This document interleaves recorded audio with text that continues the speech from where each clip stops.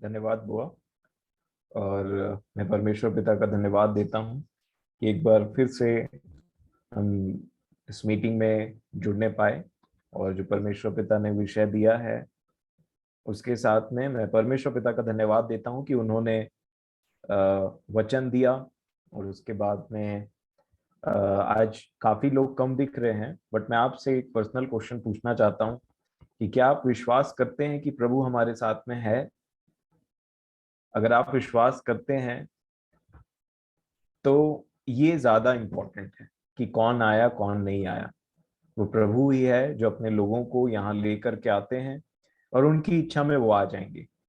पर हम हमारा विश्वास ये है कि प्रभु हमारे बीच में है।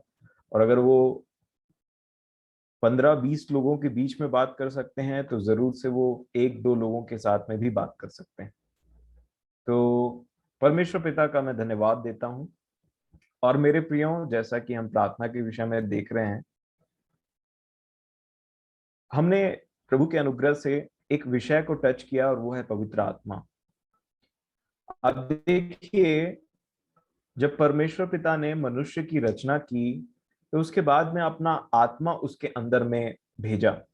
और अपना आत्मा भेजने के बाद में उन्होंने डेली उसके साथ में संगति करना चाहा। और जिस दिन उन्होंने मनुष्य को बनाया, अर्थात आदम और हवा को बनाया, उसी दिन उन्होंने जानवरों को भी बनाया। और आप देखिए कि बाइबल में ऐसे कितने सारे एग्जाम्पल है जहां पे ऐसा एग्जाम्पल लिया गया है कि मनुष्य जानवर के समान बिहेव करने लगा। आप देखिए, एक बार नहीं कई ऐसे जानवरों का एग्जाम्पल लिया गया है बाइबल में जहां पे हमें परमेश्वर का वचन बताता है कि किस प्रकार मनुष्य जो है वो परमेश्वर की समानता में बनाया गया था, लेकिन उनकी संगति से दूर होकर के उनके आत्मा में उस मृत्यु को प्राप्त करने के बाद में किस प्रकार इंसान मनुष्य जो है वो डिग्रेड होता चला जाता है। परमेश्वर पिता ने कभी भी मनुष्य को इसलिए नहीं बनाया था कि वो मनुष्य दूसरे मनुष्य को मारे, परंतु जैसे ही आदम और हवा से पाप हुआ उसके बाद आप देखिए जो डिप्लीशन आया है मनुष्य के में, जो जो डाउनग्रेड आया है। परमेश्वर पिता ने मनुष्य को इसलिए बनाया था ताकि वो पृथ्वी पे रह करके स्वर्गीय परमेश्वर के स्वभाव को पृथ्वी पर लाए और परमेश्वर का राज्य आए। परंतु आप देखिए, मनुष्य और इंसान को मनुष्य और जानवर को परमेश्वर ने एक ही दिन बनाया। और यही बहुत इंपॉर्टेंट विषय है। आप देखिए, मनुष्य के पास में एक चॉइस है कि या तो वो परमेश्वर के स्वभाव में बनता चला जाए और या तो वो जानवर बनता चला जाए, क्योंकि ये परमेश्वर पिता ने उसके पास में चॉइस दे करके रखा है। बाइबल में ऐसे कई एग्जाम्पल है जिसके विषय में बात कर रहा था मैं, जैसे कि सुअर का एग्जाम्पल लिया गया है, कुत्तों का एग्जाम्पल लिया गया है, उसके बाद में हठीले कलौर का एग्जाम्पल लिया गया है, जानवरों से कंपेयर किया गया है मनुष्य को। और कब कंपेयर किया है मनुष्य को कि जब मनुष्य परमेश्वर के भय में रहना छोड़ के या उसके स्वभाव को छोड़ करके उससे दूर जाता है तो वो एक्चुअल में जानवर के जैसे बनते चले जाता है। यहां तक हो सकता है कि मनुष्य परमेश्वर के साथ साथ भी चले लेकिन फिर भी जानवर के समान में व्यवहार करने लग जाता है। ये सारी बातें बिब्लिकल हैं। आप देखिए, उड़ाऊ पुत्र जब तक घर में थे तब तक वो पिता की संगति और अपने भाई की संगति को एंजॉय करते थे। उनके पास में सेवक थे, उनका अच्छा खासा बड़ा घर था और उनके पास में वो सारी चीजें थी जो उनको अपने पिता का पुत्र बनने के लिए क्वालिफाई करता था। परंतु जैसे ही पुत्र ने चूज किया कि मैं पिता की संगति छोड़ करके अब बाहर जाऊंगा, अब मैं जर्नी करूंगा बाहर की देश के ऊपर, और तो आप देखिए उस उनके जीवन में किस प्रकार से डाउनग्रेड आया, डिप्लीशन आया, किस प्रकार से वो जो परमेश्वर का पुत्र था, मतलब अगर आप देखें कि उसमें जो उड़ाऊ पुत्र का एग्जाम्पल, अगर वो पिता को आप परमेश्वर बोलते हैं और बच्चों को कि वो जिन जो प्रभु यीशु मसीह के द्वारा विश्वास करके वो उनके बच्चे संतान कहलाते हैं, तो आप देखिए जब तक वो उसके साथ था वो घर में रह रहा था, परंतु जब उसने डिसाइड किया कि मैं बाहर जाऊंगा, और उसके बाद में जैसे जैसे वो दूसरे दूसरे देश के ऊपर में दूसरे देश के अंदर में गए, और वहां दूसरे देश के अंदर जाने के बाद में उन्होंने, आप देखिए कि किस प्रकार खराब चीजों में, जो पिता की इच्छा के अनुसार बिल्कुल भी नहीं था, अपने जीवन, अपने धन संपत्ति को खराब किया। और उसके बाद उनका जीवन इस रीति से नीचे नीचे नीचे चला गया कि लास्ट में वो व्यक्ति सुअरों का खाना खाने पे मजबूर हो गया। वहां पे भी आप देखिए यीशु मसीह ने जब वो एग्जाम्पल लिया उड़ाऊ पुत्र का, तो वहां पे स्पेसिफिकली सुअरों का जिक्र किया है, और ये बताता है कि किस प्रकार एक व्यक्ति परमेश्वर की संगति से हट करके सुअरों के ग्रेड तक पहुंच सकता है। और इसी को इवन पौलुस ने बोला कि हम परमेश्वर के उस अनुग्रह में जहां तक बने हुए हैं। मेरे प्रियो, इसीलिए ये बेहद इंपॉर्टेंट है कि हम परमेश्वर के समानता में बनते चले जाएं। दो एग्जाम्पल जो मैं पर्सनली याद रखता हूं, आपको भी एनकरेज करने के लिए वचन बोलना चाहूंगा। याद रखिएगा कि परमेश्वर पिता ने अब्राहम से क्या बोला था, मेरी उपस्थिति में रह, चल फिर और सिद्ध होता चला जा। ये हमेशा से जब तक मैं और आप हैं इस पृथ्वी पे, हमको परमेश्वर की उपस्थिति में रह करके सिद्ध, हमेशा उनके समान, और एक ऐसा लाइफ होना चाहिए जो हर प्रतिदिन नया होता चले जाए, प्रतिदिन एक स्टेप और परमेश्वर के स्वभाव में बढ़ता चले जाए। इसी को नीति वचन में अलग तरीके से समझाया गया है कि जो धर्मी लोग होते हैं, उनका जो जीवन होता है, उनकी जो चमक होती है, वो सुबह जो धूप निकलता है वो उसके समान होता है। और वो कैसे कैसे, देखिए आप दोपहर में जाते जाते तक धूप की जो रोशनी है वो बहुत कड़ी होते चली जाती है। तो ये हमारा एक गोल होता है। और इसीलिए आप देखिए कि अगर मैं और आप परमेश्वर की उपस्थिति से हटते हैं, दूर होते हैं, और इस पृथ्वी से चिपकने की कोशिश करते हैं, इस पृथ्वी की बातों पे मन लगाने की कोशिश करते हैं, तो एक्चुअल में मैं और आप परमेश्वर के स्वभाव से हट करके जानवर की स्वभाव में बनते चले जाते हैं। और इसीलिए आप देखिए, जानवरों को मैं ऐसा समझता हूं, जो प्रभु ने मुझे सिखाया था, कि आप गाय को ले लीजिए, कुत्ते को ले लीजिए, शेर, हाथी, किसी भी जानवर को देखिए। जू में आप गए होंगे तो आपने ध्यान दिया होगा, चलिए जू की बात छोड़िए, चाहे वो जंगली हो चाहे पालतू हो, ध्यान से देखिए कि गाय, कुत्तों और बैल भैंसों का जीवन कैसा होता है। हमेशा सिर नीचे, और नीचे की बातों पे चरते रहना और दिन खत्म हो जाता है। कोई भी जानवरों में ये क्वालिटी नहीं होती कि वो सिर उठा करके देखे कि उनके पैरेलल जीवन से ऊपर क्या चल रहा है। जानवरों में ये बात होती है कि किस प्रकार से वो पैरेलली जीवन जीते हैं, खाना पीना सोना, और परमेश्वर नाम का कोई चीज है भी करके उनको कोई मतलब नहीं रहता, और ना ही वो कुछ सोचते हैं उन चीजों के बारे में कि परमेश्वर कौन है, परमेश्वर का पुत्र कौन है, परमेश्वर का राज्य कैसा है, मरने के बाद में क्या होगा। ये सारे क्वेश्चंस जो रहते हैं वो जानवर के दिमाग में कभी नहीं आते। और उसी प्रकार देखिए, बहुत सारे मनुष्य, एक बहुत भीड़ है जो जानवरों के समान में जीवन बिताते हैं, और उनको परमेश्वरत्व से और परमेश्वर से कोई लेना देना नहीं है। आपने देखा होगा, इवन आपने एक्सपीरियंस भी किया होगा, कि जब मनुष्य, जब जब बच्चे बदमाशी करते हैं, तो खासकर जो टीचर है, बच्चे बदमाशी करते हैं और टीचर बहुत ज्यादा परेशान हो जाता है उनकी बदमाशी से, तो बोलता है अब ये ज्यादा बदमाशी कर रहा है, ये मनुष्यों की कैटेगरी का नहीं रहा, चलो मुर्गा बन जाओ। वो बोलता है अब तू जानवर बन जा। इसका मतलब जब वो उस पर्टिकुलर वे में बिहेव नहीं कर रहा है, तो उसको बोला जाता है तुम जानवर बन जाओ, मुर्गा बन जाओ, ऐसे बोलते हैं एग्जाम्पल के लिए। क्योंकि तुम उसके समान भी, तब तुम वही, मतलब जानवर की कैटेगरी में चले जाओ, तुम मनुष्य से भी नीचे चले गए हो।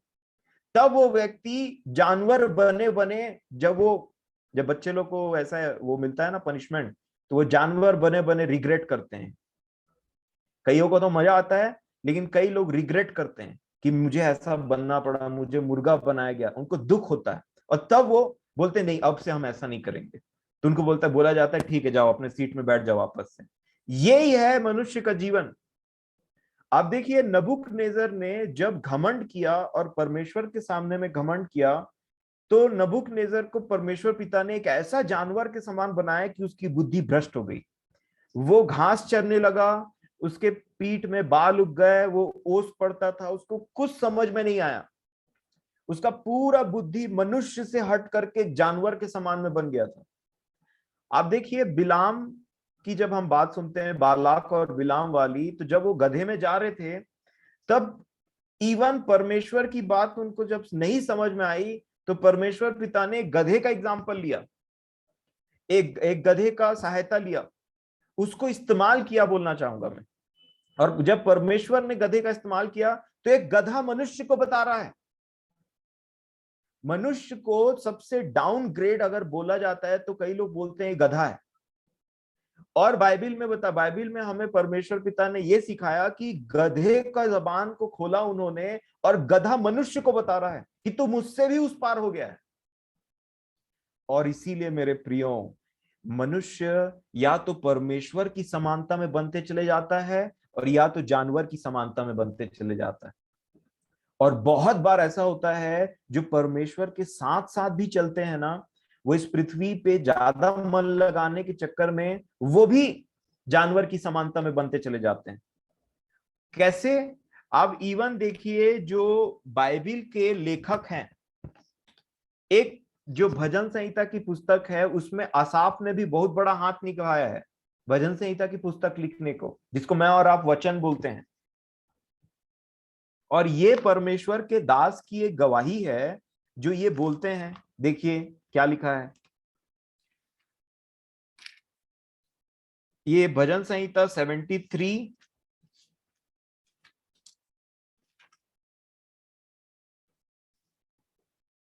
भजन संहिता 73 और उसका पूरा 73 अध्याय आप आराम से पढ़ सकते हैं। मैं 73 का 12 पढ़ना चाहूंगा आपके सामने में। देखिए क्या लिखा है भजन संहिता 73 के 12 में। ये असाफ बोल रहे हैं। वो बोलते हैं देखो ये तो दुष्ट लोग हैं, तो भी सदा आराम से रहकर धन संपत्ति बटोरते रहते हैं। निश्चय मैंने अपने हृदय को व्यर्थ शुद्ध किया और अपने हाथों को निर्दोषता में धोया धोया है, क्योंकि मैं दिन भर मार खाता आया हूं और प्रति भोर को मेरी ताड़ना होती आई है।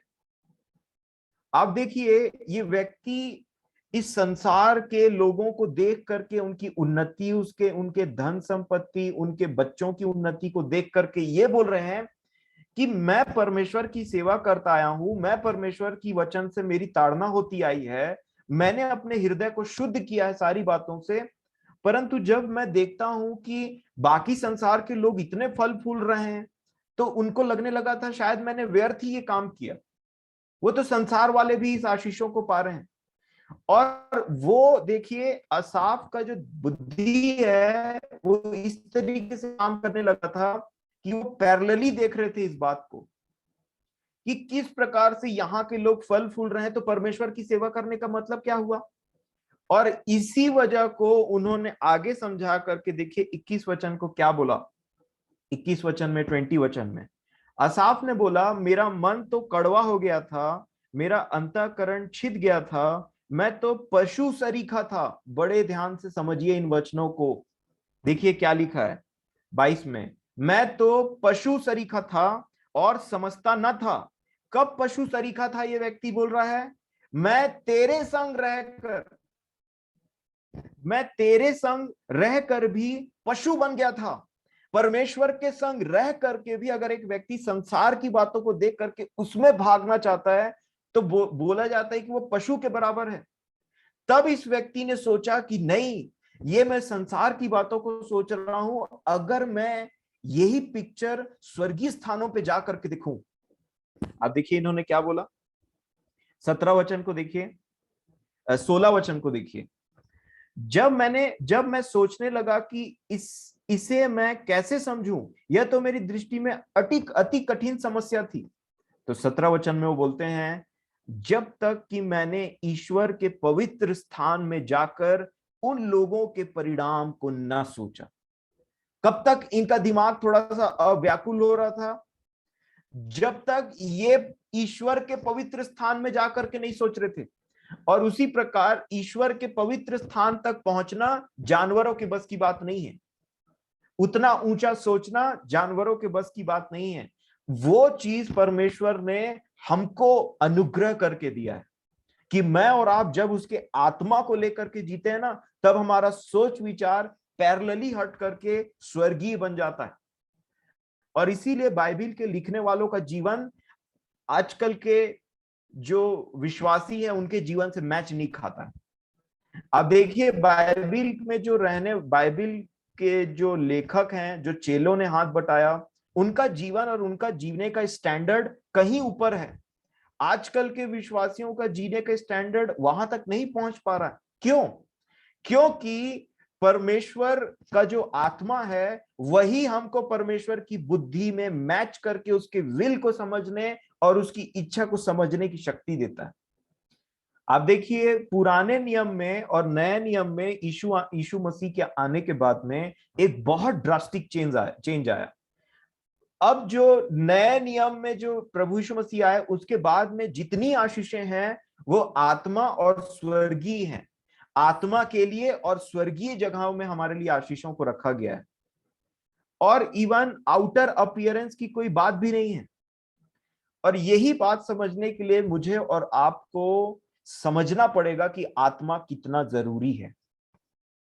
हमें समझना पड़ेगा इस पृथ्वी में जो हमारा जीवन दिया गया मेरे प्रियो, मैं आपको सच बताता हूं, वो इस बात का एक्नॉलेज करने के लिए, इसको जानने के लिए दिया गया है कि हमारे अंदर की प्यास को मैं और आप जानते हैं कि नहीं। कि जब मैं और आप परमेश्वर को जानते हैं उसके पुत्र के द्वारा और समझते हैं उस थर्स्ट को, उस प्यास को जो पवित्र आत्मा के लिए होनी चाहिए। जी हाँ, मैं आपको फिर से आज पवित्र आत्मा के बारे में कुछ बातों को बताना चाहता हूं, क्योंकि मैं सोच तो कुछ और रहा था बोलने के लिए, परंतु प्रभु ने मेरे सोचने की डायरेक्शन को मोड़ा और बोला कि ये बात बताना बहुत जरूरी है। आप देखिए, पवित्र आत्मा कोई ऑप्शन नहीं है। पवित्र आत्मा एक मैंडेटरी चीज है। इसीलिए पौलुस ने रोमियो की पत्री लिखते टाइम यहां तक एक इतना बड़ा स्टेटमेंट दे दिया परमेश्वर के इतने बड़े दास ने, जो परमेश्वर के आत्मा में होकर के, जो मसीह के आत्मा में होकर के बोल रहे थे। उन्होंने बोला, जिस किसी में मसीह का आत्मा नहीं है वो उसका जन नहीं हो सकता। वो अपने आप को धोखा दे सकता है परंतु उसका जन नहीं हो सकता। और आप देखिए, अगर मैं और आप अपने आप को धोखा देंगे ना, तो जिस दिन ये धोखा खत्म होगा उस दिन हमारी हालत बहुत खराब हो जाएगी। आप देखिए कि पवित्र आत्मा की का जो नेसेसिटी है, की जो जरूरत है, उसको एक एक इंडिविजुअल इंसान को खुद समझना पड़ेगा कि मेरे अंदर वो प्यास है, मेरे अंदर में वो सूखापन है, जिसके वजह से मैं परमेश्वर के विल और उसके आनंद, उसके शांति और उसकी इच्छा और उसके वचन को नहीं मान सकता या नहीं चल पाता। और मैं बार बार यही बात बोलता आया हूं कि परमेश्वर का आत्मा, देखिए, मैं या मेरे जैसा कोई भी व्यक्ति, आप में से कोई भी हो सकता है, आपने जो पवित्र आत्मा की आशीषों को पाया है वो आप उसको लोगों को बोल बोल करके बता जरूर सकते हैं, परंतु शारीरिक आदमी उसको रिसीव नहीं कर सकता। और रिसीव कर भी ले तो जी नहीं सकता, क्योंकि उसके अंदर जो मशीन होना चाहिए वो नहीं है। आपने देखा है कि कार जो है उसका जो मोटर होता है वो अगर पावरफुल नहीं हो, अगर कार का मोटर पावरफुल नहीं हो और सिर्फ वो बाहर से बहुत सुंदर दिखाई देता हो और उसमें इंजन जो है, उसका इंजन में दम ना हो या इंजन में कुछ खराबी हो जाए, तो आप उस कार को कितना अच्छा बाहर से दिखता रहे, उसमें कोई ताकत नहीं है, उसको आपको ढकेलना पड़ेगा, चालू ही नहीं होगा और आप थक जाएंगे कार को ढकेलते ढकेलते। परंतु एक और कार रहता है जिसका इंजन बहुत स्मूथ और बहुत पावरफुल रहता है और इंजन में ही सब बात होता है। कई बार आप देखिए, पवित्र आत्मा हमसे बातचीत करना चाहता है। कई बार पवित्र आत्मा का काफी सारे बहुत सारे काम हैं, परंतु उनका एक काम जो मैं समझता हूं वो आपको प्रभु यीशु मसीह की बातों को याद दिलाकर प्रभु यीशु मसीह को एग्जॉल्ट करने का काम करता है, प्रभु को प्रभु बनाने का काम करता है, उसको सबसे सुपीरियर दिखाने का काम करता है। जिस प्रकार यीशु मसीह इस पृथ्वी पर रह करके पिता पिता पिता पिता को बढ़ावा दिया उन्होंने, पवित्र आत्मा यीशु को बढ़ावा देता है। और यीशु को बढ़ावा देने का मतलब उसके चाल चलन को हम पर प्रकट करता है कि इस समय इस कंडीशन में यीशु होता तो क्या करता, इस समय इस कंडीशन में अपने दिनचर्या को यीशु कैसे व्यतीत करता। और धीरे धीरे हमको यीशु मसीह के परिपूर्णता तक ले जाने का काम करता है पवित्र आत्मा। पवित्र आत्मा एक और काम करता है, और वो ये है कि वो आपका जो शरीर करना चाहता है वो उसको रोक करके, जो परमेश्वर की इच्छा में नहीं होता है, वो परमेश्वर की इच्छा को आपको धीरे से बताता है। अगर आपने सुन लिया तो, और अगर आपने उस शरीर को वहां पे बोला कि प्रभु मैं आपके इस आवाज का आदर करता हूं, क्योंकि अगर आप परमेश्वर के पवित्र आत्मा का आदर करेंगे, मैं आपको बताना चाहता हूं आपके आसपास के लोग सबसे पहले आपको थोड़ा दिमाग से अलग व्यक्ति समझेंगे, क्योंकि जो आप जिस धीमी आवाज को सुन करके रिस्पॉन्ड कर रहे हैं, वो धीमी आवाज एक समय में अगर उन्होंने प्रभु यीशु मसीह के नाम पर विश्वास किया और बढ़ने का कोशिश किया तो वो उनको भी सुनाई दी थी, परंतु उन्होंने नेग्लेक्ट किया। लेकिन जो व्यक्ति उसकी आत्मा की आवाज को सुन करके विश्वास करता है और उस पर चलता है, वैसे कदम उठाता है, मैं आपको बोलना चाहता हूं कि वो अपने शरीर की बातों को सबसे पहले डिनाई करता है, और इसी प्रकार वो शरीर की ना सुन करके अपने परमेश्वर की आत्मा में बढ़ता चला जाता है, और इसी को बोलते हैं आत्मा में बलवंत होना। मेरे प्रियो, इसीलिए ये जब तक नहीं होता है, आप देखिए कई बार हमारा जीवन, अपने लेडीज के लिए भी एक एग्जांपल है जिसको मैं ऐसा समझता हूं कि आपने नेकलेस का डब्बा देखा होगा, जरूर देखा होगा, वो आता है ना ब्लू कलर और रेड कलर टाइप में, ऐसे वेलवेट टाइप में रहता है। अब देखिए, मान लीजिए एक बेड में एक काफी अच्छे साइज का नेकलेस का बॉक्स पड़ा हुआ है, तो उसको देखते साथ में आपका ध्यान पहले तो ऐसा होगा कि अरे नेकलेस का डब्बा, तो ऑटोमेटिकली डब्बे को देख करके आपके मन में ये बात आएगी और आप उसको थोड़ा सा हाई वैल्यू देंगे कि ये नेकलेस का डब्बा है करके। और वो हाई वैल्यू इसलिए दिया जाएगा, इसलिए नहीं कि वो नेकलेस का डब्बा बहुत अच्छा है, बहुत सुंदर, इसलिए नहीं, परंतु आपको पता है कि जब कभी भी इस प्रकार का डब्बा दिखाई देता है उसके अंदर नेकलेस होता है।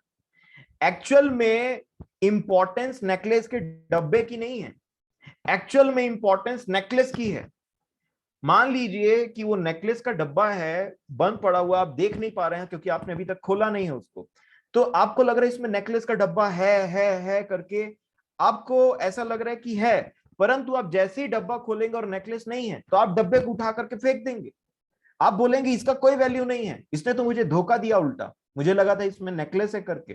कुछ उसी प्रकार से आप देखिए, ये जो शरीर है ये कई बार ऐसा दिखाने की कोशिश करता है कि इसके अंदर में नेकलेस है, परंतु खाली डब्बा रहता है, और इसको अगला इंसान नहीं समझ सकता। जो नेकलेस के डब्बे को खोल करके देख सकता है वही जान पाएगा कि इसके अंदर में नेकलेस है कि नहीं, क्योंकि बाकी लोग बाहर दूर से समझेंगे कि इसमें नेकलेस है, इसमें नेकलेस है, और वो सोचेंगे देखो इसमें नेकलेस है, और उसका आदर करते रहेंगे। परंतु एक दिन आएगा कि वो डब्बा खुलेगा और लोगों को पता चल जाएगा कि नेकलेस था कि नहीं था। और यही चीज को प्रभु यीशु मसीह ने हाईली वैल्यू दिया। मेरे प्रियो, मैं और आप अंत के दिनों में जीने वाले व्यक्ति हैं, और अगर धोखा से बचना चाहते हैं तो पवित्र आत्मा से परिपूर्ण जीवन बिताना ही होगा। जब भी प्रभु यीशु मसीह ने अंतिम दिनों की बात की, तब उन्होंने पवित्र आत्मा को अलग अलग तरीके से बताया। कभी उन 5 कुंवारियों के विषय में जिनके मशाल में तेल आग था और कुप्पी में तेल थी, ये पवित्र आत्मा का प्रतीक है, जिनको बुद्धिमान कुंवारी बोला गया और जो वेट करती हैं, और जिनमें नहीं थी उनको मूर्ख बोला गया और उनका कुछ मतलब नहीं हुआ। नंबर 2 एग्जाम्पल जो यीशु मसीह ने लिया वो ये है कि जब यीशु ने बोला कि ऐसा नहीं है कि जिस दिन मैं वापस आऊंगा और लोग मुझे बोलेंगे कि हे प्रभु, मैंने तेरे नाम से भविष्यवाणी की, मैंने तेरे नाम से चंगाई किया, मैंने तेरे नाम से ये किया, क्यों इन लोगों को धोखा होगा? क्यों प्रभु बोलेगा इन लोगों को कि कुकर्मियों मेरे पास से दूर हो जाओ, मैं तुम्हें नहीं जानता? क्यों? क्योंकि तुमने मुझे नहीं जाना। तुम वो खाली खोखों के समान थे, जो खाली खोखे होते हैं ना नेकलेस के, जिसमें लोगों को लगता है कि है, परंतु वो खोल करके उसको देख नहीं सकते। वो प्रभु आकर के बोलेगा कि तुम मेरे पास से दूर हो जाओ, मुझे हे प्रभु वाले नहीं, तुम मेरे पास से दूर हो जाओ हे कुकर्मियों।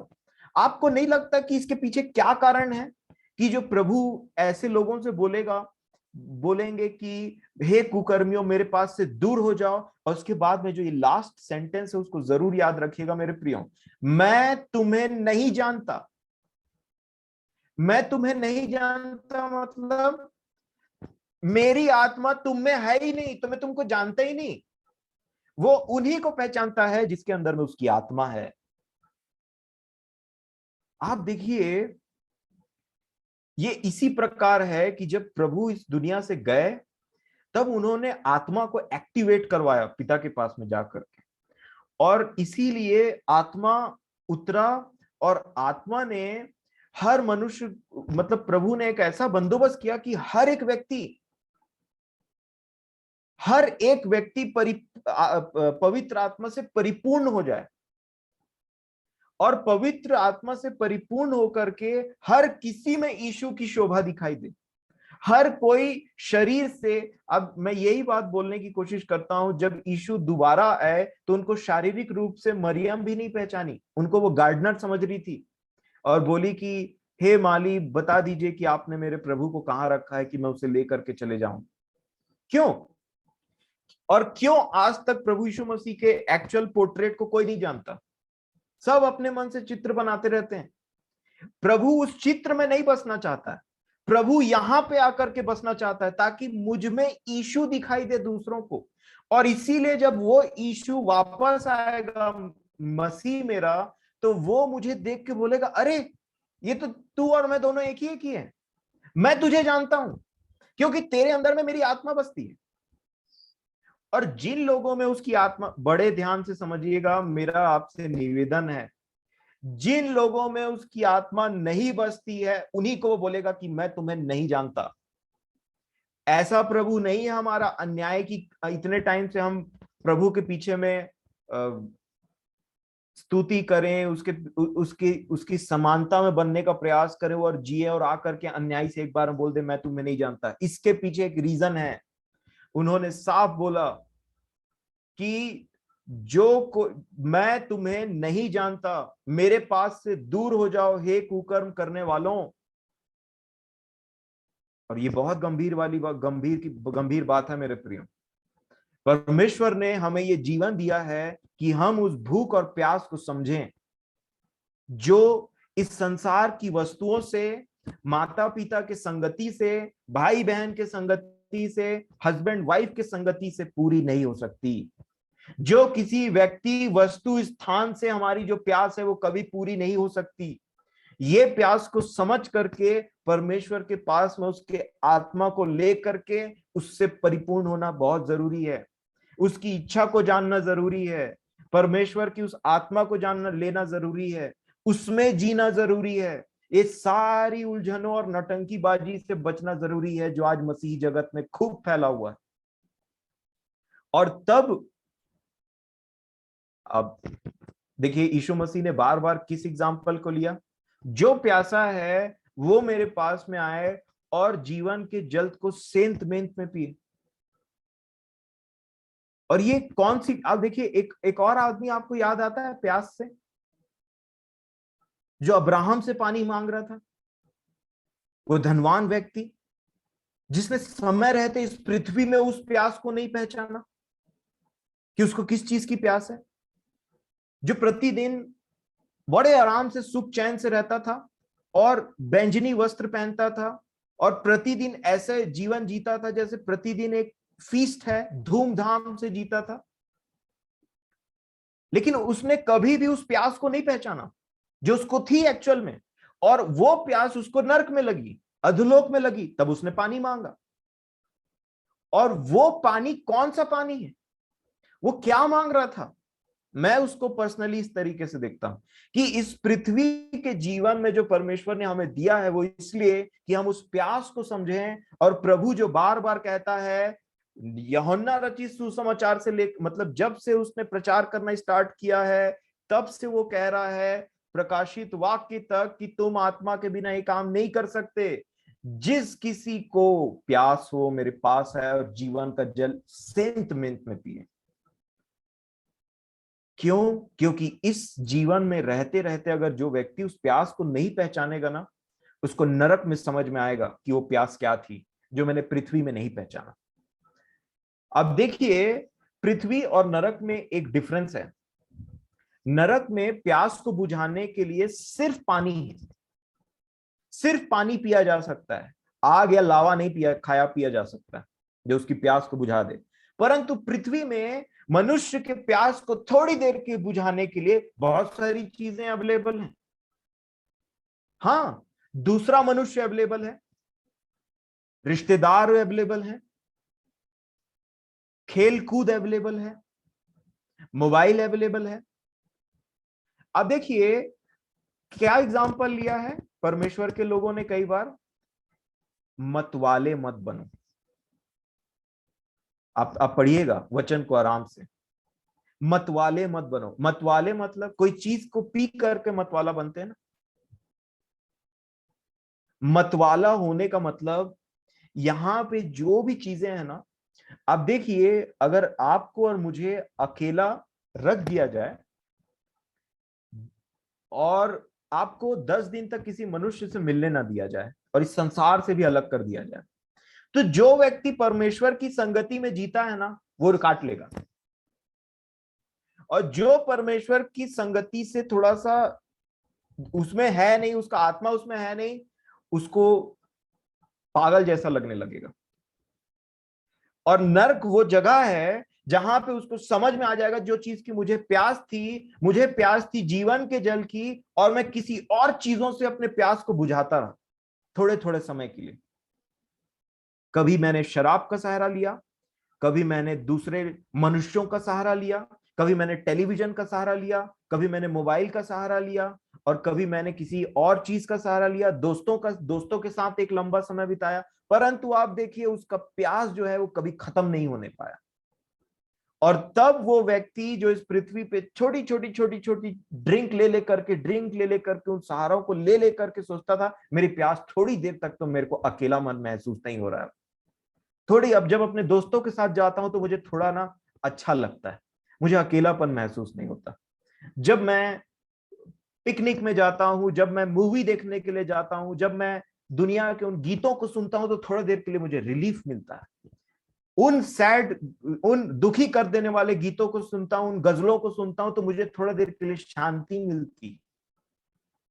उन लोगों के पास में जाता हूं, जैसे दोस्त मैंने कहा, मोबाइल चला लेता हूं क्योंकि दिन भर इसी में पार हो जाता है, तो मुझे थोड़ी शांति मिलती, समय पार हो जाता है भाई, नहीं तो बहुत बोर लगने लगता है।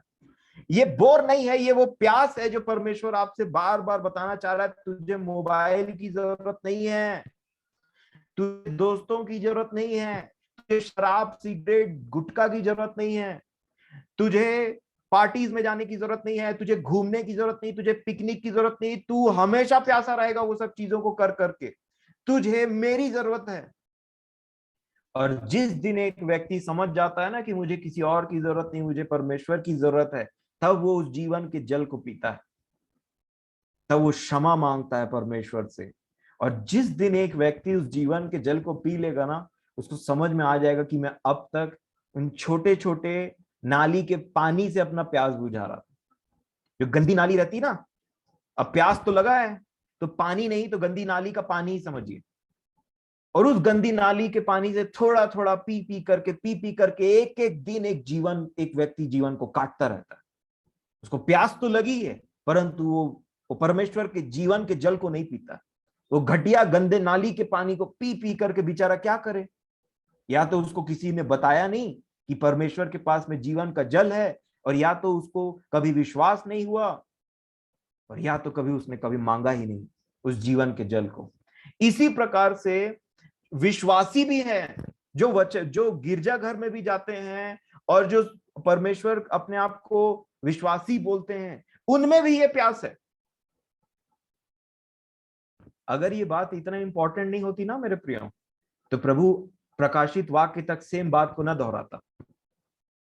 एक एक बात इंपॉर्टेंट है, और ये जो पवित्र आत्मा का मैटर है ना, जो सूखापन हमारे अंदर में रहता है, मैं आपको सच बताता हूं मेरे प्रियो, मैं इतने समय से अकेला रहता हूं, और मैं शायद ही यहाँ पे किसी को जानता हूं कि आप में से कोई अपने परिवार से इतने समय तक अकेला रहा होगा।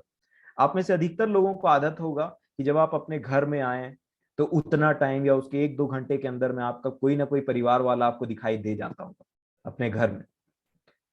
परंतु जब मैं ड्यूटी के लिए निकलता हूं या ड्यूटी से वापस आता हूं बाहर अपने रूम में, यहाँ कोई नहीं रहता है।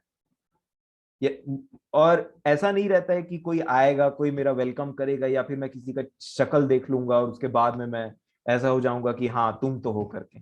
मैं परमेश्वर पिता का धन्यवाद देता हूं, क्योंकि इस चीज ने मुझे समझने में मजबूर किया, मुझे बुद्धि दी और मेरे अंदर के प्यास को समझाया कि तुम्हारे अंदर जो प्यास है वो तुम्हारा कोई भी इस दुनिया में कोई भी पूरा नहीं कर सकता।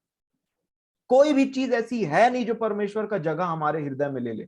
और जिस दिन ये व्यक्ति, जिस दिन कोई भी इस चीज को समझ जाए ना मेरे प्रियो, और बोल दे कि परमेश्वर पिता मुझे आपकी जरूरत है, मैं थक गया गंदी नाली का पानी पी पी करके, मेरे अंदर में इतना सूखा है ना परमेश्वर पिताजी, कि आपका जो आत्मा नहीं होने के चलते ना मैं डेली उस सूखेपन से जूझता हूं।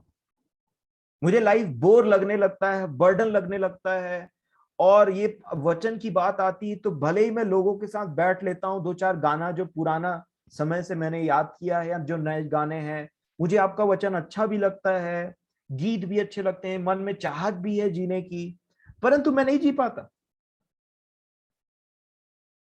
मुझ में प्यास है प्रभु जी, मुझ में प्यास है।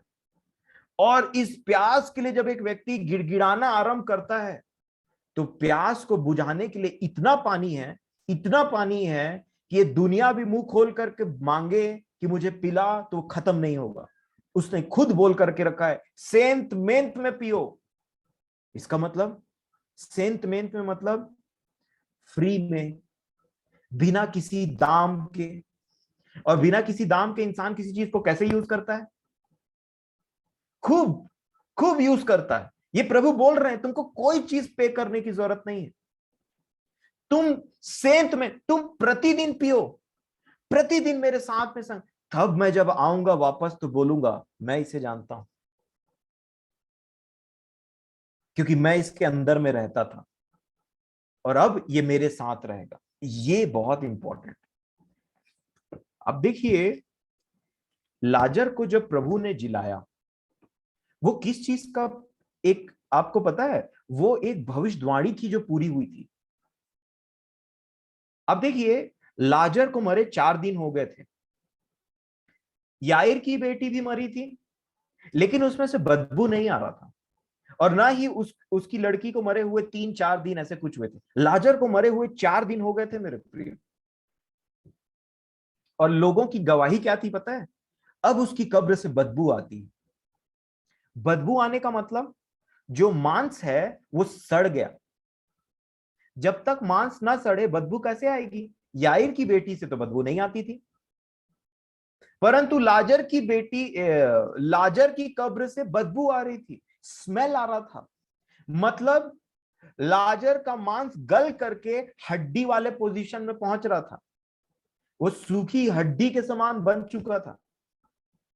कि उसकी खुद की बहन, देखिए जब कोई मरता था ना तो आपको भी पता है कि लोबान और गंधरस रखे जाते थे ताकि स्मेल बेकार ना हो, है ना।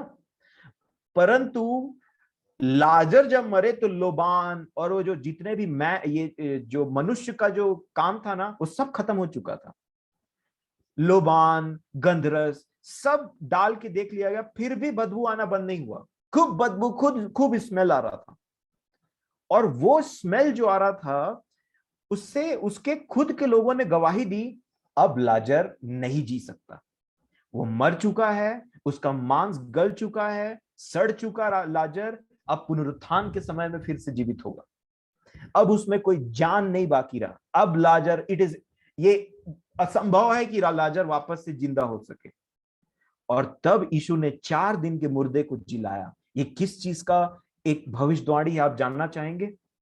ये हिजकेल नबी की पुस्तक उसके 37 अध्याय में एक भविष्यवाणी हुई थी, सूखे बोन्स के ऊपर में, ड्राई बोन्स कई बोलते हैं, कि सूखी सूखी हड्डियां थी। और परमेश्वर ने बोला कि हे मनुष्य के पुत्र, तू क्या देखता है? तो उन्होंने कहा कि मैं सूखी हड्डियों को देखता हूं। और उस सूखी हड्डियों का मतलब मरने के बाद जो इंसान की हड्डी बचती है, आपने देखा है ना, स्केलेटन बच जाता है, मांस सड़ जाता है। तो ये लाजर का एक एग्जाम्पल प्रभु ने दिया कि ऐसे मरे हुओं में भी मैं जान फूंक सकता हूं। और जान बोलने से कैसे जान आता है? आत्मा के द्वारा। आत्मा निकल गई थी। और ये इज़राइल का चित्र था जो प्रभु ने दिखाया कि तुम बिना आत्मा के जी रहे हो, और बिना आत्मा के जियोगे तो बदबू आएगी। भले मनुष्य को ना आए, लेकिन परमेश्वर को जरूर आएगी। और वो जान जाएगा कि यहां पे एक व्यक्ति मर चुका है। ये वही मृत्यु है जो आदम को बोला गया था, फल खाएगा तो मरेगा। शरीर जिंदा है, लेकिन अंदर से कुछ चीज मर गया। और इसीलिए अगर आप यहेजकेल नबी की पुस्तक निकालें, 37 अध्याय, इसको बड़े आराम से पढ़िएगा और इसको मैच करिएगा लाजर वाली बात से जो मैं आज आपसे शेयर कर रहा हूं, जो प्रभु ने मुझे दिया।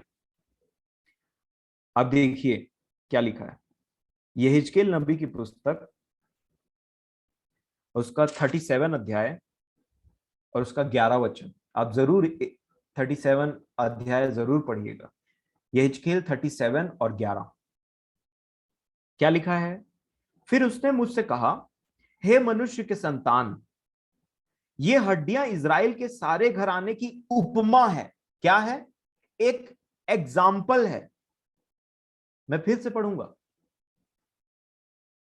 यहेजकेल 37 और उसका 11, 37 का 11, है ना? जब परमेश्वर ने वो दृश्य दिखा लिया यहेजकेल को, सूखी सूखी हड्डियां हैं, हड्डी के सिवा कुछ नहीं था, तब परमेश्वर ने उसको बताया कि है क्या चीज। तो 11 वचन देखिए क्या लिखा है। फिर उसने मुझसे कहा, हे मनुष्य के संतान, ये हड्डियां इज़राइल के सारे घराने की उपमा है, एक एग्जाम्पल है कि इज़राइल का घराना कैसा है, सूखी हड्डियों के समान। और आगे क्या लिखा है? वे कहते हैं हमारी हड्डियां सूख गई और हमारी आशा जाती रही, हम पूरी रीति से कट चुके हैं। अब 12 वचन देखिए। इस कारण भविष्यवाणी करके उनसे कह, परमेश्वर यहोवा यूं कहता है, हे मेरी प्रजा के लोगों, देखो मैं तुम्हारी कब्रें खोलकर क्या करूंगा? मैं कब्रों को खोलूंगा। यीशु ने क्या बोला? पत्थर को हटाओ, मैं तुम्हारी कब्रें खोलकर तुमको उनसे निकालूंगा और इज़राइल के देश में पहुंचा दूंगा। इसलिए जब मैं तुम्हारी कब्रें खोलूं और तुमको उनमें से निकालूं, तब हे मेरी प्रजा के लोगों, तुम जान लोगे कि मैं वही यहोवा हूं। और इसके बाद देखिए 14 वचन, कमाल का वचन, मैं तुम में अपना आत्मा समाऊंगा और तुम जियोगे और तुमको तुम्हारे निज देश में बसाऊंगा। तब तुम जान लोगे कि मुझ यहोवा ही ने कहा, यह कहा और किया भी है, यहोवा की यही वाणी है। यीशु जो लाजर के साथ कर रहे थे, वो एक्चुअल में भविष्यवाणी थी जो परमेश्वर ने किया था। और वही वो बताना चाह रहे थे कि अगर मैं और आप भी उस सूखी हड्डियों के समान में है, क्योंकि हर की दशा वही है, पाप करते ही एक व्यक्ति मृत्यु की दशा में चले जाता है। परमेश्वर को नहीं जानते हुए व्यक्ति मृत्यु की दशा में चले जाता है, वो मरा हुआ है। और मरा हुआ व्यक्ति सड़ेगा, सड़ेगा तो मांस गलेगा, मांस गलने के बाद हड्डी बचेगा। हड्डी को डिकम्पोज होने में बहुत समय लग जाता है, बहुत सालों की हड्डियां बचे रहती। डायनासोर लोग की हड्डियां कहां कहां से, ऐसा हमने देखा है। कुछ कुछ वो रहता है ना कि अजीब गरीब प्राणियों की हड्डियों को पाया गया है कि इतने बड़े प्राणी हुआ करते थे। अब वो कैसे दिखते थे वो तो मुझे नहीं पता, लेकिन उन हड्डियों को सोचिए कितने समय पहले, जब परमेश्वर ने, जब लेवियाथन रहा करता था इस पृथ्वी पे, है ना, और जब एक और जानवर था ना लेवियाथन, और क्या नाम था उसका? बताइए जल्दी। लेवियाथन और अय्यूब में हमने देखा था ना, क्या था? देख के बताइए थोड़ा। लेवियाथन और गज हाथी। गज ऐसा कुछ हाथी, लेकिन है। नाम अलग था।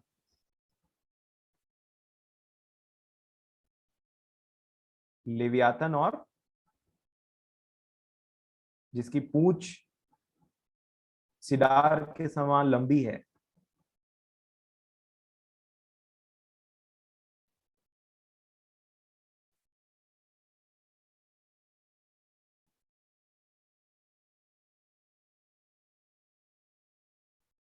चलिए बाद में देखिएगा। वो जानवर जब मरे तो उनकी हड्डियां आज भी पाई जाती हैं। वैसे जानवर को जो प्रभु ने लुप्त कर दिया, उनकी हड्डियां आज भी पाई जाती हैं। तो हड्डियां बोलने से मरे हुए, सूखे हुए और कई समय के पड़े हुए। और मेरे प्रियो, अब बाद में खोज लीजिएगा, इधर देखिए। मैं आपको ये समझाना चाह रहा हूं कि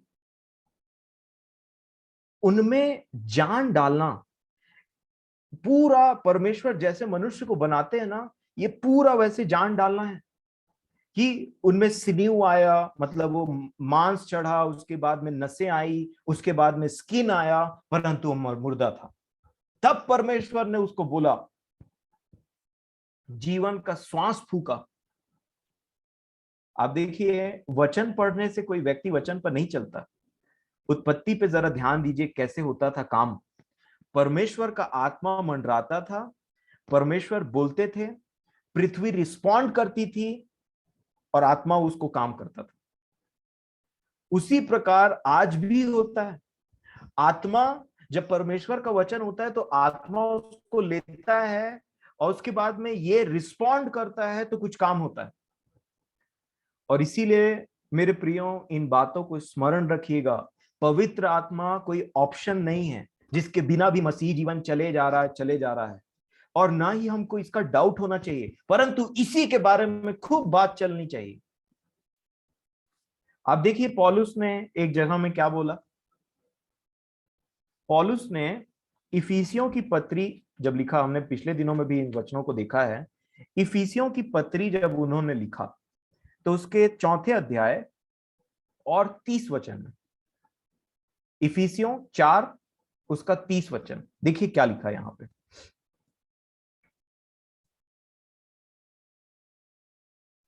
उन्होंने लिखा इफिसियों 4 के 30 में, परमेश्वर के पवित्र आत्मा को शोकित मत करो। परमेश्वर के पवित्र आत्मा को शोकित मत करो। क्यों? जिससे तुम पर छुटकारे के दिन के लिए छाप दी गई है। मतलब ये एक सील है, और अगर इस सील के साथ में कभी उसको मिटाने का काम या उसको परेशान करने का काम या उसके अनुसार में नहीं, आप सोचिए सील है तो सब है। आप देखे होंगे जितने बड़े बड़े डॉक्यूमेंट्स होते हैं उनमें साइन के साथ सील भी रहता है। तो यीशु मसीह ने परमेश्वर का पुत्र बनाने के लिए हमको साइन तो कर दिया, लेकिन आत्मा उसमें सील लगाता है। और आप देखिए कई बार जब सील नहीं होता है ना, तो फिर साइन का तो महत्व है, लेकिन सील भी उसी व्यक्ति का लगता है जिसका साइन है। इसीलिए यीशु ने हमारे लिए उद्धार का काम किया। वो साइन तो पूरा हो गया एग्रीमेंट में, लेकिन उसके बाद यीशु ने बोला इसके बाद साइन लगा करके तुम ऑफिस के बाहर मत चले जाना, इसमें ठप्पा लगवाओ जा करके। और वो ठप्पा है पवित्र आत्मा का, जिसको लोग ध्यान नहीं देते हैं। और अगर ठप्पा ना तो लगे तो वो रिजेक्ट हो जाएगा, बिल्कुल रिजेक्ट हो। ऑफिशियल काम करने वाले ठप्पे का या स्टैम्प का महत्व बहुत अच्छे तरीके से जानते हैं। हर एक डॉक्यूमेंट में साइन के बाद ठप्पा लगना बहुत जरूरी है। और इसीलिए मेरे प्रियो, ये एक छाप है कब? छुटकारे के दिन के लिए। तो सोचिए जिस दिन हमारा छुटकारा होगा या जिस दिन प्रभु आएगा, और जिस किसी में सील नहीं लगा है पवित्र आत्मा का, वो उसको बोल देगा मैं तुझे नहीं पहचानता, तूने तो अपने मन से मेरा नौटंकी वाला साइन कर लिया, तूने तो झूठा साइन किया है। ये साइन मेरे जैसे दिखता जरूर है, लेकिन ये मेरा साइन नहीं है। परमेश्वर ठट्ठों में नहीं उड़ाया जाता लिखा है। कि हम, मैं और आप कई बार देखे ना, फर्जी साइन कर लेते हैं लोग, और उसके बाद में एग्जैक्टली वैसी साइन किए रहते हैं जैसा, तो पहचान में नहीं आता। लेकिन प्रभु बोलता है, मैं तुमको नहीं जानता, ये तूने साइन बनाया ना अपने से, या मनुष्य की शिक्षाओं को पा करके, ये मेरा साइन नहीं है, मेरा साइन दूसरा है, मेरा ठप्पा दूसरा है, ये तो तूने बनवाया है पृथ्वी पे, ये तो डुप्लीकेट है। मेरे प्रियो, परमेश्वर मेरी और आपकी सहायता करे। ये जो छाप लगा, और पवित्र आत्मा दुखित कैसे होता है पता है आपको?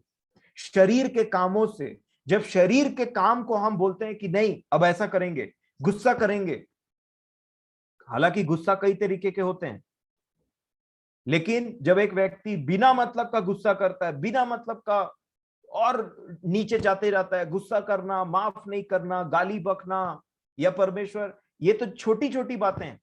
लेकिन इन बातों से भी, आप देखिए यहीं पे एग्जांपल लिया पौलुस ने 29 वचन में, कोई गंदी बात तुम्हारे मुंह से ना निकले, क्योंकि अगर ये होता है, उसके ऊपर में यहां पे ये भी लिखा है 25 वचन में, देखिए, झूठ बोलना छोड़ो।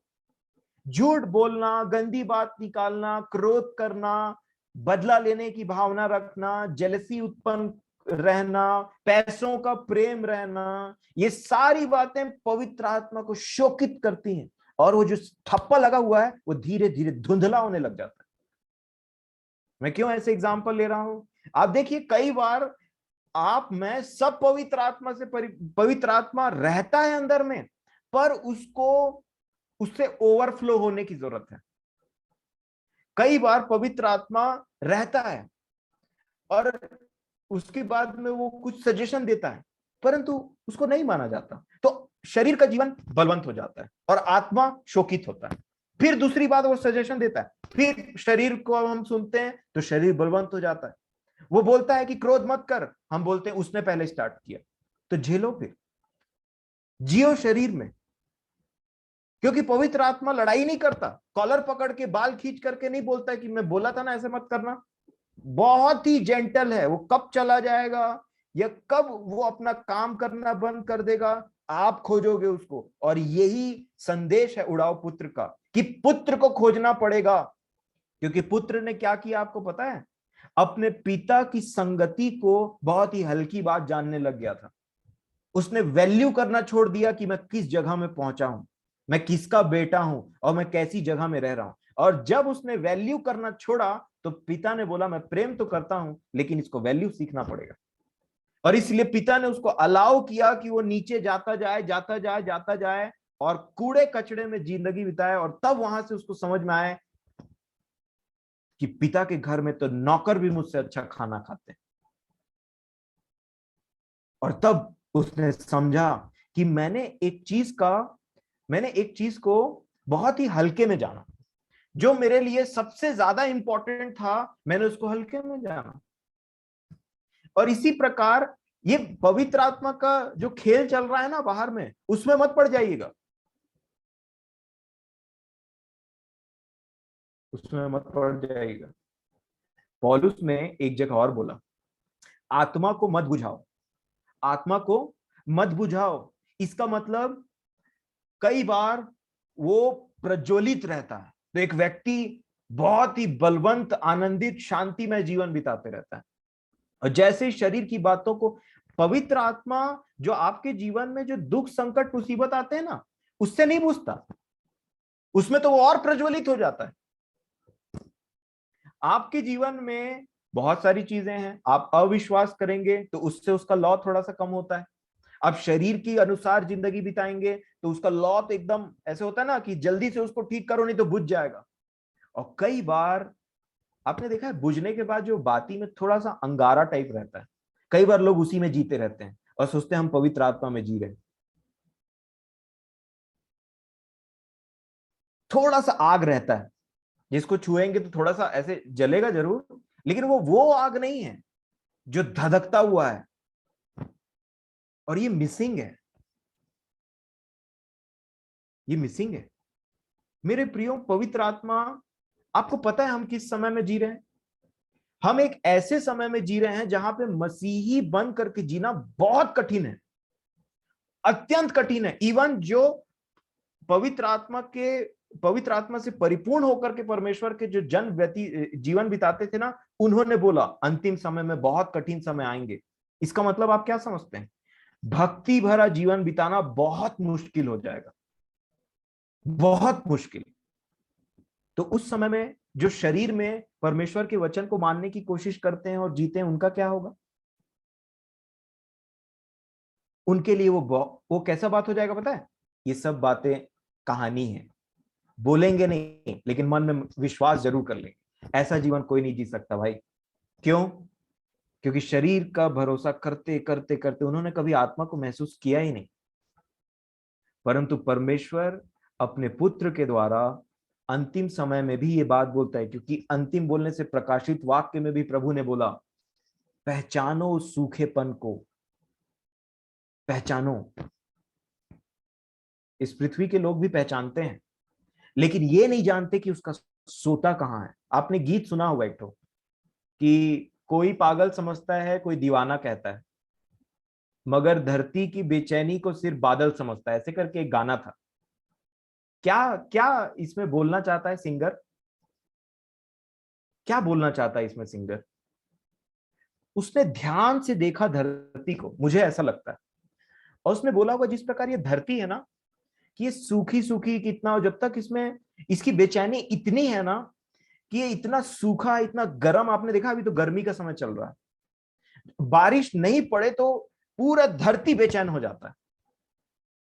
उसी प्रकार ये वो सूखापन है जिसको जानने की जरूरत है और ऊपर से पानी मांगने की जरूरत है।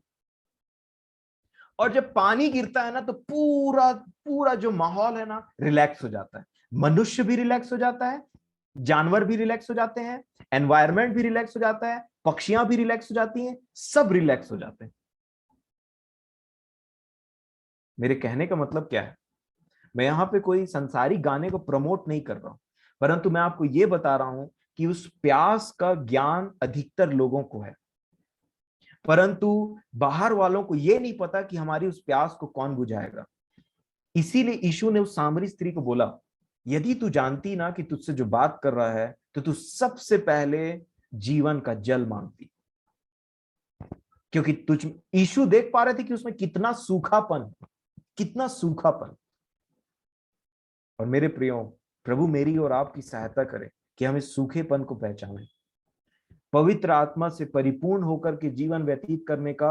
आपने जहां कहीं भी पवित्र आत्मा को शोकित किया है, अगर वहां पे उन क्षेत्रों में माफी मांगने की जरूरत है और वापस आने की जरूरत है। जब कभी भी आप देखिए, प्रभु यीशु मसीह ने एक बात बोला कि मनुष्य के सारे अपराध जो हैं वो क्षमा किए जाएंगे, परंतु पवित्र आत्मा के विरोध में जो चीज तुम करते वो तुम्हारा कभी क्षमा नहीं किया जाएगा। ये सिर्फ मुंह से पवित्र आत्मा की निंदा नहीं, वो तो एक हाई लेवल का है जो फरीसियों ने किया और बोला कि तू शैतान है, तुझमें बीलजबूल है। ये स्टार्ट कहां से होता है पता है? कि आत्मा आपको कुछ बोले, आप उसको नेग्लेक्ट कर दो और शरीर की बात मानो। आत्मा आपको कुछ बोले, फिर आप उसको नेग्लेक्ट कर दो, आप शरीर की बात को मानो। अपनी बुद्धि का इस्तेमाल करो, अपने आसपास के लोगों के ओपिनियंस को मैटर दो, ओपिनियंस को ज्यादा महत्व दीजिए। ऐसा अगर करते हैं तो ये उसको शोकित करते चले जाता है। और यीशु ने बोला, आप देखिए यीशु ने पवित्र आत्मा को कितना ज्यादा इंपॉर्टेंस दिया। उन्होंने बोला, तुम मुझे बोलना चाहते हो बोलो, तुम मुझे बोलो कि मैं बीलज़बूल हूं, तुम मुझे शैतान बोलो, लेकिन आत्मा के विरुद्ध कुछ मत बोलना। ये वो पाप है जो क्षमा नहीं किया जाएगा। कई बार हम इसी को सोच करके थोड़ा सा ईज में महसूस करते हैं, हम तो ये पाप नहीं करते भाई, हमने कभी पवित्र आत्मा को कुछ ऐसा नहीं बोला। लेकिन क्या पवित्र आत्मा जब आपसे कुछ बात बोलता है, जब वो काउंसल करता है, आप देखिए यीशु का नाम क्या है पता है? यशाया 9:6 के हिसाब से अद्भुत युक्ति करने वाला, अ वंडरफुल काउंसलर। आप देखिए, एक एक भाई था, वो लड़ रहा था, बोल रहा था कि प्रभु मेरे भाई से बोल कि जमीन का बंटवारा कर दे और ऐसा वैसा कर दे। प्रभु ने बोला, मैं तुझे सम्मति देता हूं। प्रभु ने बोला, मतलब आप देखिए वहां पे प्रभु ने क्या बोला, मुझे किसने न्याय ठहरा दिया तुझ पर? परंतु उसने क्या दिया पता है? एक सजेशन दिया, अपने आप को सब प्रकार के लालच से बचा के रख। वो सजेशन था, मानना नहीं मानना वो उसका काम है। और उसी प्रभु की आत्मा आज हमें सजेशन देती है। अब देखिए, प्रकाशित वाक्य में भी प्रभु ने क्या बोला, मैं तुझे सम्मति देता हूं कि आग में ताया हुआ सोना तू मुझसे मोल ले। वो एक सम्मति थी, एक सजेशन था, एक काउंसलिंग था मेरे प्रियो। परमेश्वर का आत्मा इतने धीमे आवाज में बोलता है, या फिर इतना धीरे धीमे नहीं बोलना चाहूंगा मैं, इतना जेंटली बोलता है, येट पावरफुल, इतना जेंटली, इतना नम्रता से बोलता है, मैं तुझे सम्मति देता हूं, आजा। अब देखिए नीति वचन में क्या लिखा है, बुद्धि चौकों में खड़े होकर के पुकारती है कि हे भोले लोगों मेरे पास आओ, अगर तुम नहीं आओगे तो मैं तुम्हारी विपत्ति में हंसूंगी, ऐसा बोल। तुम सुनो उन सजेशंस को जो बाकी मनुष्य ने नहीं सुना, क्योंकि नाश होने वाले की बहुत बड़ी संख्या है। आप कंफ्यूज भी हो सकते हैं कि सच में मुझे पवित्र आत्मा ने बोला है कि मेरे मन की बात है। मैच करिए उसको वचन से, आपको वचन दिखाएगा पवित्र आत्मा कि किस वचन पर यह आधारित था, और प्रैक्टिस करिए कि किस प्रकार मैं और आप आत्मा में जिए, नहीं तो हमेशा डरपोकों के समान में जीवन बिता सकते हैं। कई लोग तो वचन को भी स्ट्रांगली बोलने में डरते हैं, पता नहीं भाई मैं सही बोल रहा हूं कि नहीं बोल रहा हूं, ऐसा हो जाता है। हाँ मेरे प्रियो, ये बहुत अच्छी बात है कि आदर करना परमेश्वर का वचन का। परमेश्वर जानता है आपके मन में क्या है, लेकिन जो आपको, आप देखिए यीशु ने क्या बोला, जिसके सुनने के कान हो वो सुने कि आत्मा कलीसिया से क्या कहता है। ये वो कान है जो आत्मा आपके एक्टिवेट करता है, और जब आत्मा एक्टिवेट कर दे तो मनुष्य भले समझे ना समझे, आप जानिए कि ये उसकी आत्मा है, क्योंकि उसने कहा है स्वयं, जिसके कान हो वो सुने। बाकी दुनिया तो वैसे भी बहरी है, आप माइक लगा के चिल्लाइए या ईयरफोन में चिल्लाइए या उनके कान में चिल्लाइए, उनको जैसे जीवन जीना है वो वैसे ही जिएंगे।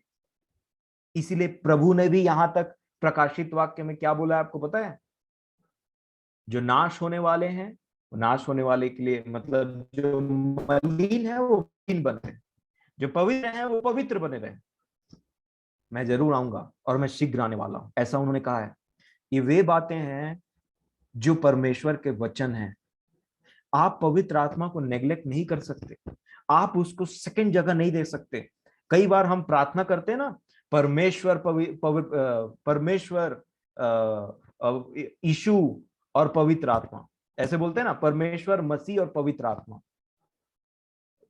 कैसे प्रार्थना करते हैं मैं उसको भूल रहा हूं थोड़ा। कई लोग बोलते हैं कि तो परमेश्वर पिता, परमेश्वर पुत्र, परमेश्वर पवित्र आत्मा। हाँ, परमेश्वर पिता, परमेश्वर पुत्र और परमेश्वर पवित्र आत्मा। तो परमेश्वर पिता, उनका काम अभी नहीं चल रहा है, उनका काम चल रहा है, लेकिन उन्होंने पुराने नियम में अपना काम किया, उसके बाद यीशु के द्वारा अपना काम किया, उसके बाद आत्मा के द्वारा अपना काम कर रहे हैं।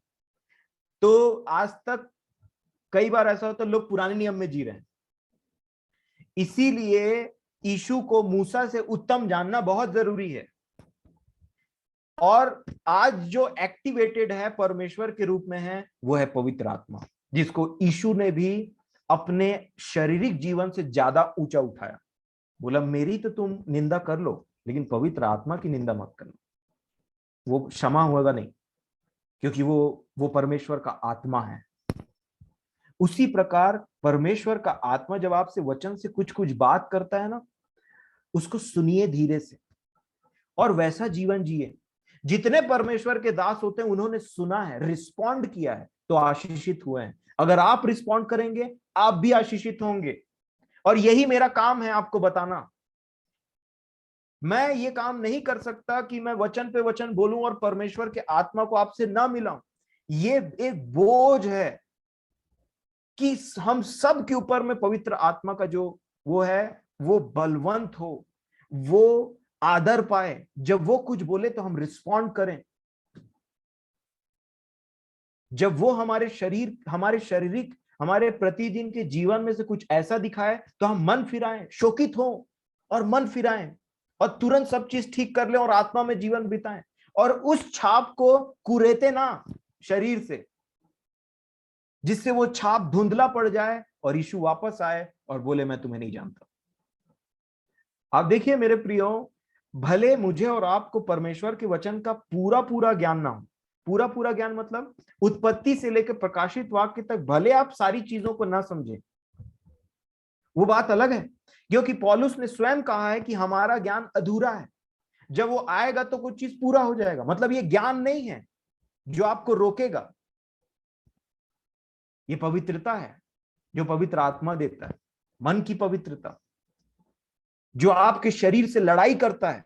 जब आपको किसी के विषय में जलन होता है ना, या जलन होने के लिए आप टेम्प्ट होते हैं कि इसके पास वो चीज है जो मेरे पास नहीं है, पवित्र आत्मा आपको बोलता है नहीं, स्टॉप यहीं पे, तब आप बोलते हैं प्रभु धन्यवाद हो आपका। इस तरीके से एक एक चीज जो शरीर के को टेम्प्ट करती है और अंदर की कोशिश करती है, आत्मा उसको अगर प्रज्वलित है तो उतना ही उसको काट कटा करके भगा देगा, उसको खत्म कर देगा, शरीर के कामों को खत्म करेगा, और जितना ही बुझा हुआ है उतना ही शरीर हर बार जीत जाएगा। और इसीलिए प्रभु मेरी और आपकी सहायता करे। इतना समय हो गया है, और मेरा आपसे यही निवेदन है कि इन बातों को आप हल्के में मत लीजिए। ये वो छाप है, आपने देखा है कि किस प्रकार 666 वाला जो छाप बोला जाता है ना, जो जिस किसी के राइट हैंड में और किसी के माथे में होगा, वो शैतान का छाप उनके ऊपर लगा है, वो डुप्लीकेट है, वो एक इनकम्प्लीटनेस का साइन है। 666 7 को कंप्लीट बोलते हैं। जिस प्रकार परमेश्वर ने 6 दिन काम किया और 7वें दिन आराम किया, वो कंप्लीटनेस था, कंप्लीट किया। उसी प्रकार आप देखिए इसका काम अधूरा वाला काम है, 666, और उसका जो छाप लगा हुआ है, जो शैतान का छाप हुआ है, कभी आप चाहेंगे कि आपके ऊपर में वो 666 वाला छाप लगे? दो ही छाप अवेलेबल है, एक है परमेश्वर के आत्मा का छाप और दूसरा है 666 वाला छाप। और कोई मनुष्य, यकीन मानिए, इन दो छाप को छोड़ तीसरा छाप, ऐसा नहीं है कि किसी में छाप ना लगे, छाप तो लगेगा। ये हमको डिसाइड करना है कि वो 666 वाला छाप लगवाना है कि ये परमेश्वर के आत्मा का छाप लगवाना है। जिसमें 666 वाला छाप लगेगा वो नाश होगा, और जिसमें पवित्र आत्मा का छाप लगेगा वो सदा काल के लिए उसके साथ जिएगा, जिसकी आत्मा में वो जीता था इस पृथ्वी पे। और यही आज का संदेश है, और इससे आपको समझ जाना चाहिए कि ये कितना इंपॉर्टेंट है, कितना इंपॉर्टेंट है प्रतिदिन पवित्र आत्मा की परिपूर्णता में जीवन बिताना, कितना इंपॉर्टेंट है उस सूखेपन से नजात पाना, छुटकारा पाना। और परमेश्वर के, आप देखिए क्या क्या बोला, धन्य है वो व्यक्ति जो अपनी ऋतु में फलता है ना, जो उस बहती नाली के किनारे में लगाया गया वो पेड़ के समान में है। मतलब बहती नाली मतलब वो पानी उसको कंटिन्यूअसली डैम्प रखता है, गीला रखता है, सूखा नहीं पड़ता, वो स्रोत हमेशा बहता है। और वो स्रोत पहले कहां था पता है? बाहर। ये पेड़ है और ये स्रोत है, तो बाहर बाहर बहता था। यीशु ने क्या बोला? अब इसको पी, अब ये अंदर जाएगा। मेरे प्रियो, प्रभु मेरी और आपकी सहायता करे। परमेश्वर के पवित्र आत्मा को नेग्लेक्ट मत करिए। वो एक दान जरूर है, लेकिन आप जितना उसको आदर देंगे, आपका और उसका संबंध उतना ही अच्छा होते चले जाएगा, उतने ही आनंद, शांति, प्रेम, धीरज, कृपा, भिलाई, भलाई, विश्वास, नम्रता, इन बातों से परिपूर्ण होते चले जाएंगे। और ये फल जिसमें नहीं लगा, उसके लिए तो उसने कहा है कि वो आएगा, कभी भी फल खोजेगा, फल नहीं मिला तो उसको खत्म कर देगा। यूहन्ना बपतिस्मा दाता ने बोला, तुम ये मत समझो कि तुम अब्राहम की संतान हो, तुमको भी मन फिराने की जरूरत है। मतलब उन लोग से बात कर रहा था जो बचपन से परमेश्वर वाले हैं। हे सांप के बच्चों, तुम्हें किसने जता दिया कि आने वाले क्रोध से भागो? तुम ये मत समझो कि अब्राहम की संतान है, परमेश्वर अब्राहम के लिए इन पत्थरों से भी संतान उत्पन्न कर सकता है। आपको लगता है कि यूहन्ना बपतिस्मा दाता वहां पे बड़े बड़े पत्थर को दिखा करके बोल रहा होगा इनसे संतान उत्पन्न कर सकता है? नहीं, वहां पे जो लोग खड़े थे और जो यरूशलेम के नहीं थे, उनको वो बोल रहे थे इनसे, इन पत्थरों से परमेश्वर संतान उत्पन्न कर सकता है। मतलब जो अन्य जाति है उनको साँट देगा और तुमको अलग कर देगा, मन नहीं फिराओगे तो। पत्थरों का मतलब क्या होता है? हम गीत गाते थे ना एक तो, आओ मेरे पास आओ पत्थरों के दिल। पत्थर मतलब होते हैं जो रिस्पॉन्ड नहीं करते। यूहन्ना बपतिस्मा दाता यही बोल रहे थे, तुम अब्राहम अब्राहम मत करो, हमारा बाप अब्राहम है, हमारा बाप अब्राहम है। परमेश्वर इन पत्थरों से संतान उत्पन्न कर देगा अब्राहम के लिए। कौन थे वो पत्थर? हमारे ही न पूर्वज थे, जिन्होंने पहले, जो इजरायली नहीं थे, ये दुनियाई वाले न थे, जो पहले इजरायली नहीं थे, यूहन्ना उनको बोल रहे थे, जो मन फिर आएगा परमेश्वर उसको पत्थर से बदल करके मनुष्य बना दे, अपना संतान बना देगा। क्योंकि बहुत बड़ा डिसेप्शन क्या है, बहुत बड़ा डिसेप्शन है।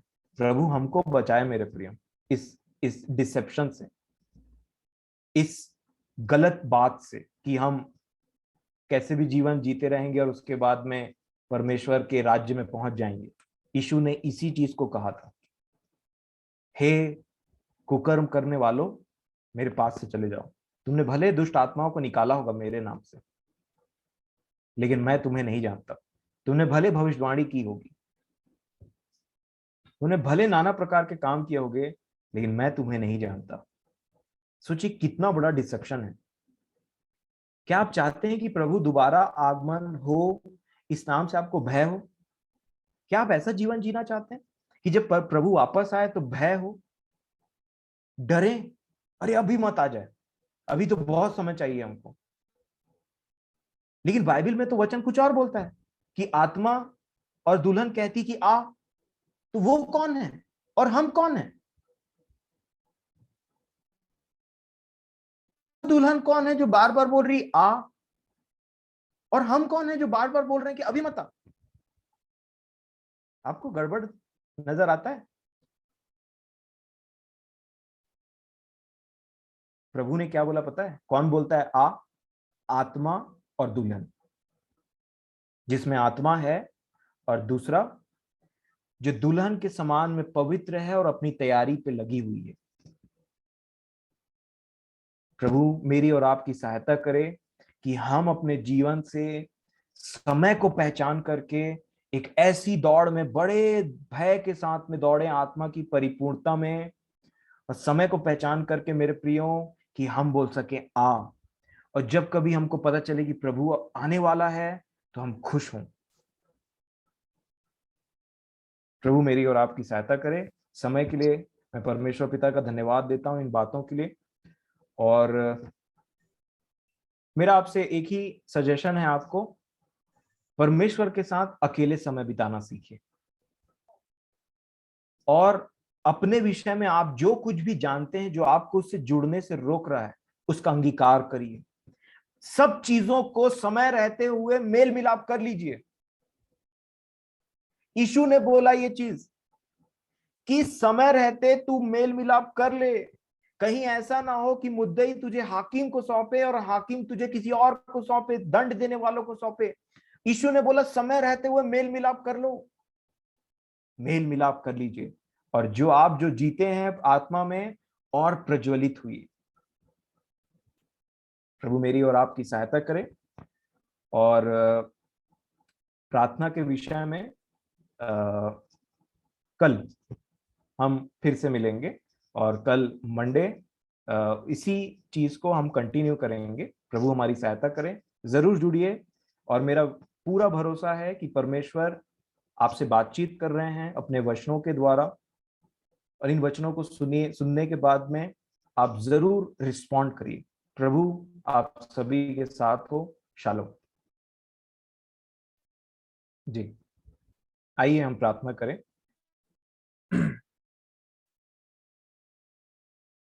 प्रेमी परमेश्वर पिताजी, हम धन्यवाद देते हैं आपका कि आपने हम पर अनुग्रह किया आज के दिन के लिए, और उन बातों को हमें हम पर प्रकट किया है आपने, ताकि हम आपके पुत्र के आगमन के लिए तैयार हो सकें।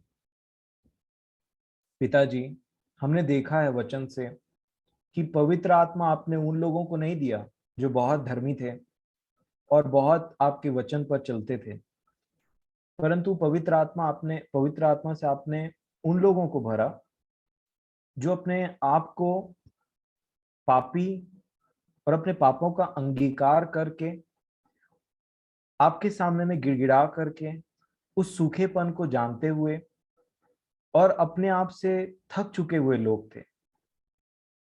हमने देखा है कि आपने अपने आत्मा को दान के स्वरूप में दिया है पिताजी, और वो हमारे कैपेबिलिटी के कि हम मानो कोई धर्म के कुछ भी काम करेंगे और उसके बाद सोचेंगे कि हम अब पवित्र आत्मा पाने के योग्य हैं। आपने ऐसा नहीं किया हम पर। आपने कोई कार्य नहीं रखा हमारे लिए, परंतु आपने सिर्फ ये चाहा कि वो एक दान के समान हमको मिले, कि जब हम अपने आपे में आए और अपने आप का इनकार करें, अपने आप को, अपने पापों और अपराधों को मान लें आपके सामने में, अपने आप को दीन कर लें और सच्चे मन से सच्चा पश्चाताप करें, हम थक जाएं अपने शरीर के जीवन से, उस पाप में जीवन को जीते हुए, हारते हुए उस पाप से। तब पिताजी, जब लोगों ने ऐसे पश्चाताप किया और आपसे पवित्र आत्मा का दान मांगा, तो आपने उन्हें क्षमा भी किया और फ्री में, बिना किसी काम को किए, बिना किसी भी कठिन काम के, किसी भी काम को किए, आपने उन्हें दान दिया। और जब वे आपके पवित्र आत्मा से भर गए, तब उन्होंने आपके नाम की महिमा की और लोगों को उस जीवन के बारे में बताया। प्रेमी परमेश्वर पिताजी, आपका आत्मा कोई कंफ्यूजन का आत्मा नहीं है। इसीलिए मेरे हर प्रियों की आप सहायता कीजिए कि किसी भी प्रकार का कंफ्यूजन आपकी आत्मा को लेकर के, आपके उस पवित्र और धन्य आत्मा को लेकर के, उस भले आत्मा को लेकर के, जो हमें यीशु के चाल चलन की ओर दिखाता है और उससे हमें प्रकाश देता है कि हम आपके पुत्र के समानता में बदलते चले जाएं, उस पवित्र आत्मा के विषय में कोई भी डाउट ना हो, कोई भी हमारे मन में किसी भी प्रकार का संदेह ना हो, किसी भी प्रकार से हम उसके विरोध में काम ना करें। हमने जाने अनजाने में कई बार आपके आत्मा को शोकित किया है खुदावंद बाप, शरीर में जीवन बिता करके। परंतु जब कभी भी हम आपके समीपी में आते हैं और ये बात जानते हैं कि आप भस्म करने वाली आग हैं, हम बड़े भय के साथ में अपने आप को सरेंडर करते हुए, थरथराते और कांपते हुए आपसे विनती करते हैं कि अपने आत्मा की परिपूर्णता से परिपूर्ण करिए, कि हम उस आग के अंदर में जी सकें। हमें निर्मल, हमें शुद्ध अपने पुत्र के लहू से आप बनाते हैं। धन्यवाद देता हूं पिताजी। आप दया करें कि हमें से हर एक आपके जन को, आपके लोगों को जो आपके नाम से कहलाते हैं, आप अपने आत्मा के परिपूर्णता से तृप्त करें, ताकि हम इस दुनिया की सबसे बड़ी आशीष को समझ लें, और वो ये है कि आपके आत्मा से परिपूर्ण होकर के आपके पुत्र की समानता में जीवन बिताना और वैसे ही बनते चले जाना। प्रेमी परमेश्वर पिताजी, इस विषय को जो आपने हमारे बीच में रखा, मैं आपका धन्यवाद देता हूँ और आपसे यही विनती करता हूँ कि आपकी इच्छा हमारे सबके जीवन में पूरी होने वाली हो सके और हम सब आपके पुत्र के आगमन में तैयार पाए जाएं और उस आत्मा, उस कलीसिया और उस पवित्र दुल्हन के रूप में हो जो हमेशा कहती रहे कि हाँ प्रभु यीशु मसीह आइए। हमें वो तैयारी तक पहुंचाएं खुदावंद बाप, और हमें वो बोल्डनेस दें कि हम आपके आत्मा से परिपूर्ण होकर के ये बात बोल सकें। सारा आदर महिमा हम आपको देते हैं, धन्यवाद देते हैं पिताजी, और आपसे विनती करते हैं कि आप हमारे संग और साथ रहें। आपका आत्मा हमेशा हमारे शरीर के ऊपर में जय पाए और आपके नाम की महिमा होने वाली हो सके। किसी भी प्रकार से हम आपके आपके आत्मा को शोकित करने वाले ना हो, बुझाने वाले ना हो, परंतु वो जो काउंसलिंग आपका आत्मा बहुत ही जेंटली हमें देता है, हमें उससे सुनना सिखाएं। शमूएल के समान हम रिस्पॉन्ड करें खुदावंद बाप, हमारी सहायता कीजिए। जिन लोगों ने आपके आत्मा को रिसीव नहीं किया है, उनको, उनके ऊपर में अपने आत्मा को उंडेलिए, ताकि वो जान सकें कि मसीही जीवन एक बोरिंग जीवन नहीं है, परंतु आप इससे ज्यादा आनंद और कहीं नहीं है। हम उस आत्मा के आनंद और मगनता और शांति में परिपूर्ण होकर के आपकी सेवा करें और आपके साथ में जीवन व्यतीत कर सकें पिताजी, ताकि प्रभु यीशु मसीह आए और हमसे कहें कि मैं इसे जानता हूं।